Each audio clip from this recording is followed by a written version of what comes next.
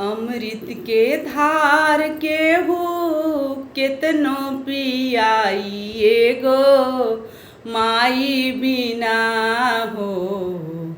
अमृत के धार केहू केतनो पियाई एगो माई बिना हो। कैसे करे जवा जुड़ाइए भाई एगो माई बिना हो। कैसे करे जवा जुड़ाइए भाई एगो माई बिना हो।